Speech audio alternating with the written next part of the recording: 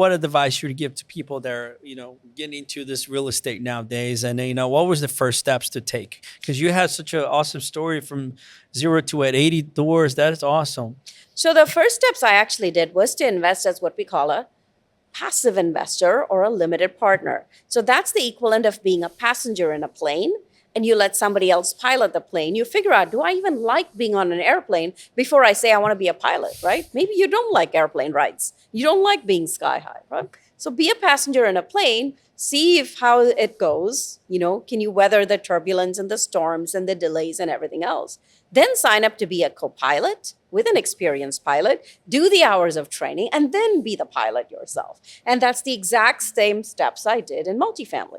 Invested as a passive investor. I learned from the mentorship as well as I learned as a passive investor, watching my deals come to life and seeing what actually happened. And then I teamed with people who had more experience than me for my first deal, because these are large deals that involve other people's money.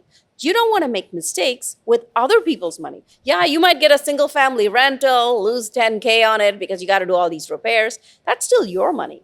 But we're talking millions of dollars. I mean, if you imagine 254 doors, nearly $30 million property, that's like 10, 15 million of other people's money. Yep. You can't make mistakes. Mistakes are very costly at that scale. So learn it slowly, take baby steps, do everything right, be comfortable with the risks, and protect your investors' capital before you say, I want to be an active investor. Right. Well, you have to be able to present the point of view as a passive investor for them to understand that you walked in their shoes before recommending it to somebody, right? You give advice to somebody, be a passive investor, but you've never been a passive investor yourself. Yeah. Who's going to listen to you?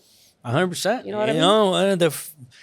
When we're capital raise, one of the biggest questions that people ask is like, how much of your own money you put into the deal, know? And you got to know who he's putting as his own skin in the game, right?